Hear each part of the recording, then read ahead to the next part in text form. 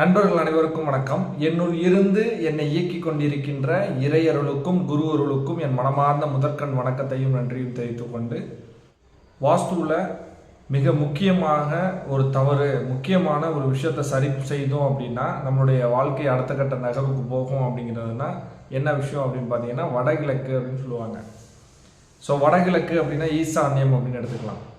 அப்போ ஈசான்யம் அப்படின்னா எப்படி சரி செய்வது அப்படின்னு பார்த்தீங்க அப்படின்னா நிறைய விஷயங்கள் உண்டு. பொதுவாக வாஸ்து பார்க்க போகிற இடத்துல என்ன சொல்லுவாங்க அப்படின்னா, உங்களுடைய முன்னோர்கள் திதி தர்ப்பணம் கொடுத்துருக்கீங்களா, இல்லை உங்களுடைய குலதெய்வ வழிபாடு அப்படின்னு சொல்லக்கூடிய விஷயங்கள் ப்ராப்பராக பண்ணுறீங்களா அப்படின்னு கேட்பாங்க. அப்படின்னா என்ன அர்த்தம் அப்படின்னா, ஒரு வீடை பார்த்த உடனே இந்த கேள்வி முன்வைக்கிறாங்க அப்படின்னா அந்த வீட்டில் வடகிழக்கு ஈசான்யம் பாதிக்கப்பட்ட வீடாக இருக்கும் அப்படிங்கிறது 100% உண்மை. அப்போ இது எப்படி உண்மையாக இருக்க முடியும் அப்படின்னு கேட்டிங்க அப்படின்னா, ஒரு வீடு ஒரு ப்ராப்ளம் வருது அப்படின்னாலே ஏதோ ஒரு முன்னாடி செய்த ஒரு செய்வினை அப்படின்னு சொல்லலாம். செய்வினை அப்படின்னா நம்ம செஞ்ச ஒரு தவறு அப்படின்னு எடுத்துக்கலாம். அப்போ வாஸ்துவிற்கும் இயற்கைக்கும் ஒரு நெருக்கமான தொடர்பு இருக்குது அப்படிங்கிற உண்மையை நீங்கள் எல்லாரும் புரிஞ்சுக்கணும். பொதுவாக வாஸ்து அப்படின்னாலே பஞ்சபூத தத்துவங்கள் அப்படின்னு சொல்லுவாங்க. பஞ்சபூத தத்துவங்கள் அப்படின்னா திருப்பி நீர், நெருப்பு, காற்று, ஆகாயம் அப்படிங்கிறத தாண்டி ஒரு சின்ன விஷயமா நம்ம புரிஞ்சுக்கணும். ஒரு விதை மண்ணில் போட்டதுக்கப்புறம், ஒரு நீர் பட்டதுக்கப்புறம் அது மரமாக, செடியாக, கொடியாக வளருது அப்படிங்கிற உண்மை எல்லாருக்கும் தெரியும். மழை பெய்யும் காலத்தில் இந்த தவளைகள் அப்படின்னு சொல்லக்கூடிய விஷயங்கள் ஒரு 2 நாள் மழை பெஞ்சுன்னா அந்த சத்தங்கள் எல்லாருமே கேட்பதற்கான வாய்ப்புகள் இருக்கும். சில நேரங்களில் மீன் பிடிப்பாங்க. ஒரு ஆறில் தண்ணி ஓடிக்கிட்டு இருக்கும். ஒரு 3-4 மாதமாக வறண்ட பூமியில் தண்ணி ஓடின ஒரு சில நாட்களில் ஒரு மீன் குஞ்சுகள் வரும். மீன்கள் உயிரோடு இருப்பதை பார்க்கலாம். மீன் பிடிச்சிக்கிட்டு இருப்பாங்க. இது எல்லாம் எப்படி சாத்தியம் அப்படிங்கிற விஷயத்த நீங்கள் ஒரு ஒரு ஒரு நிமிடம் யோசிச்சு பார்த்தீங்க அப்படின்னா இயற்கையினுடைய மிகப்பெரிய சூட்சமங்கள் உங்களுக்கு தெரியும் அப்படிங்கிறது தான். இது வகுப்பு சார்ந்த ஒரு விஷயம் இருந்தாலும் நான் இந்த வீடியோ பதிவில் பதிவிடுறேன். ஒரு மனிதன் வெற்றி பெறணும் அப்படின்னா பஞ்சபூத ஆற்றல்களுடைய துணை இல்லாமல் எந்த விதமான நகர்வுக்கும் செல்ல முடியாது அப்படிங்கிற விஷயத்த முதல்ல எல்லாரும் புரிஞ்சுக்கங்க. ஒரு உயிரினம் அப்படின்னு நம்ம பிறந்துட்டோம் அப்படின்னா அதற்கு பஞ்சபூத தத்துவங்கள், பஞ்சபூத ஆற்றல்கள் மிக அவசியமான ஒன்றாக இருக்கும். அதில் ஒரு எடுத்துக்காட்டு என்ன அப்படின்னா நாம் தான் அப்படிங்கிற விஷயம்தான். நம்ம குழந்தை பிறக்கிறதுக்கு முன்னாடி பஞ்சபூத தத்துவங்கள் வேலை பார்த்துச்சா அப்படின்னு கேட்டிங்கன்னா ஒரே ஒரு தத்துவத்தை தவிர மற்ற எல்லா விஷயமுமே நமக்கு சப்போர்ட் பண்ணிட்டு இருந்திருக்கோம்.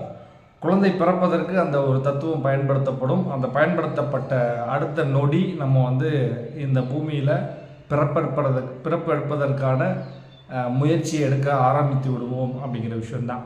அதுபோல் வாஸ்து அப்படின்னாலே ஏதோ ஒரு விஷயத்த நம்ம மாற்றிக்கிட்டோம் அப்படின்னா நம்மளுடைய லைஃப் ஸ்டைல் மாறும் அப்படிங்கிறது தான். இதில் பொதுவாக ஈசான்யம், வடகிழக்கு அப்படின்னு சொல்லக்கூடிய விஷயம் ரொம்ப அவசியம். நான் பொதுவாக எல்லா கிளைண்ட்டுக்குமே அந்த வடகிழக்கு ஈசான்யத்தை தான் சரி பண்ண ட்ரை பண்ணுவேன். ஏன் அப்படின்னா அது மூஞ்சில் முகத்தில் போட்டிருக்க ஒரு துணி மாதிரி, மறைப்பு மாதிரி அப்படின்னு வேணால் எடுத்துக்கலாம். அப்போ அதை எடுத்து விட்டோம்னா என்ன ஆகும் அப்படின்னா முதல்ல புரியும் என்ன நடக்குது, எப்படி நம்ம அதை சால்வ் பண்ண போகிறோம், எப்படி நம்ம என்ன பண்ண போகிறோம் அப்படிங்கிற விஷயத்த புரியும். அதுக்கப்புறம் தான் மற்ற விஷயங்கள் எல்லாம் சரி பண்ணணும் அப்படிங்கிறது தான். இதற்கு பொதுவாக 2 விஷயங்கள் சொல்லுவாங்க. இது முன்னோர்களுடைய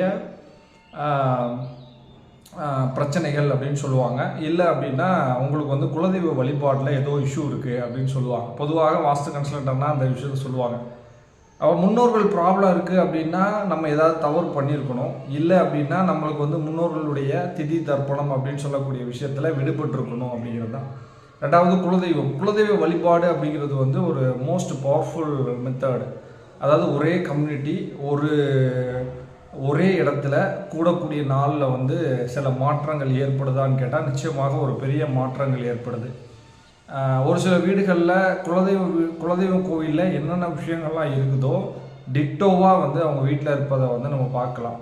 ஒரு குலதெய்வம் கோயிலில் வந்து விளக்கு ஏற்றலை அப்படின்னா நம்ம வீட்லேயும் விளக்கு ஏற்றுவதற்கான சூழ்நிலைகள் இருக்காது அப்படிங்கிற விஷயம்.